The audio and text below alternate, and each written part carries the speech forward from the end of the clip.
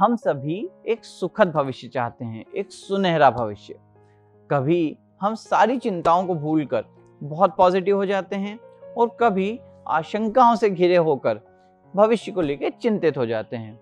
कभी किसी से गाइडेंस लेते हैं तो कभी कोई मोटिवेशनल बुक पढ़ते हैं, कभी ज्योतिष के पास हाथ दिखाने पहुंच जाते हैं, तो कभी ये सोचते हैं कि यार हमारा भविष्य होगा क्या। तो मैं आज आपको बताऊंगा कि आपका भविष्य क्या होगा। अब आप पूछेंगे कैसे? उसका एक बहुत आसान तरीका है। आप अपने भविष्य को खुद बनाइए। जब आप अपने भविष्य का निर्माण खुद करेंगे तो भविष्य बिल्कुल वैसा ही होगा जैसा आप चाहते हैं। इसमें एक सबसे अच्छी बात यह होगी कि आपको पहले ही पता होगा कि आपके भविष्य में क्या होने वाला है, वो पॉजिटिव हो या नेगेटिव, किन चुनौतियों का आप सामना करने वाले हैं, किन चीज़ों में आप खुशी होने वाले हैं और किन सफलताओं को आप हासिल करने वाले हैं। ये सभी चीज़ें आपको पहले ही पता चल जाएंगी। इसका तरीका भी बहुत आसान है। सबसे पहले आप जिन चीज़ों में अपना भविष्य बनाना चाहते हैं, वो कारोबार हो, नौकरी हो, कोई प्रतियोगी परीक्षा हो या कक्षा में अच्छे अंक लाना हो, उस भविष्य को सोचकर अपने वर्तमान के साथ उसका तालमेल बिठाइए। यानी एक पूरी माइंड मैपिंग कीजिए कि हम किस जगह पहुंचना चाहते हैं, हम आज कहाँ हैं, हमें किन संसाधनों की ज़रूरत पड़ेगी, किन चुनौतियों का सामना करना पड़ेगा और अपना किस तरह का समर्पण इस कार्य को देना पड़ेगा।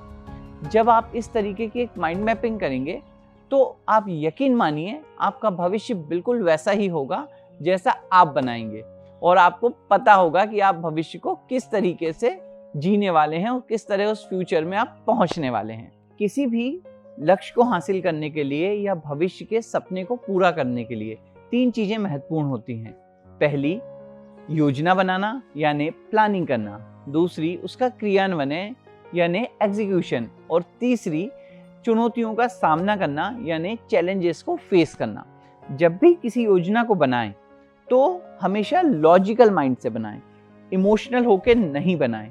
क्योंकि जब भी हम लॉजिकल होते हैं तो हम चीज़ों को फेस करने के लिए पूरी तरह तैयार होते हैं, और जब हम इमोशनल होते हैं तो कई बार खुद से प्यार करने के कारण या पूर्वाग्रह से ग्रसित होने के कारण गलत निर्णय ले लेते हैं।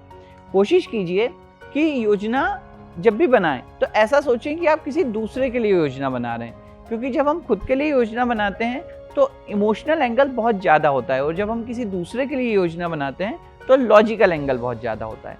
तो योजना बनाएं, उसके ऊपर जब हम क्रियान्वयन करने जाएं तो उन लोगों से मिलें जिन लोगों ने इस काम को पहले किया है, जो लोग परीक्षा में बेहतर अंक हासिल कर चुके हैं, जो लोग सॉफ्टवेयर इंजीनियर, सीए या सीएस बन चुके हैं, या फिर जो लोग जिस कारोबार को आप करना चाहते हैं उसके टाइकून हैं।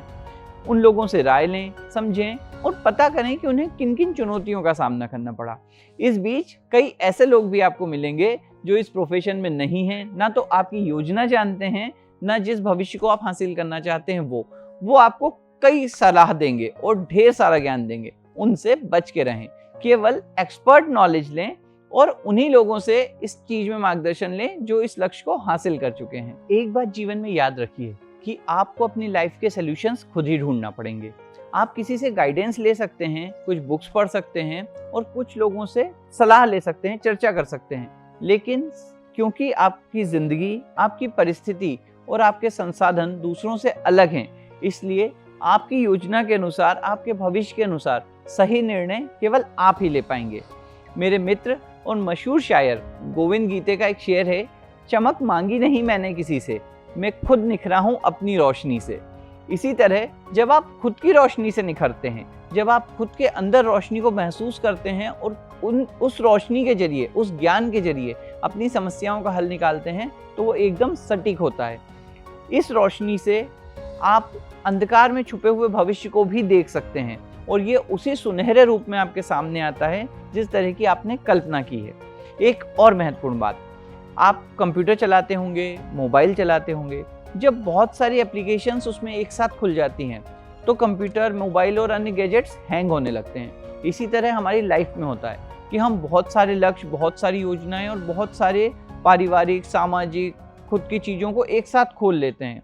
ऐसे में क्या होता है कि हमारा जो लक्ष्य है जीवन का, वो हैंग होने लगता है। तो जब हम लक्ष्य पे फोकस करें तो पूरी तरह करें और हमारी माइंड मैपिंग उसी के अनुसार रखें। जब हम माइंड मैपिंग के अनुसार उस लक्ष्य की तरफ आगे बढ़ेंगे तो हमारा भविष्य वैसा ही होगा जैसा आप उसे खुद बनाना चाहते हैं। तो याद रखिए, आपका भविष्य आपके हाथ में है और वो बिल्कुल वैसा ही होगा जैसा आप उसे बनाएंगे, जैसी आप कल्पना करेंगे, जैसी आप मेहनत करेंगे और जिस शिद्दत के साथ आप उस भविष्य को चाहेंगे वो उसी सुनहरे रूप में आपको मिलेगा। मैं सुमित अवस्थी, आपका फ्रेंड फिलोसोफर गाइड, इसी तरह आपको मोटिवेट करता रहूँगा। अगर आपको मेरा चैनल पसंद आए तो इसे लाइक, शेयर और सब्सक्राइब करें। अगर आपको मेरी बातें पसंद आए तो इन्हें अपने जीवन में उतारें।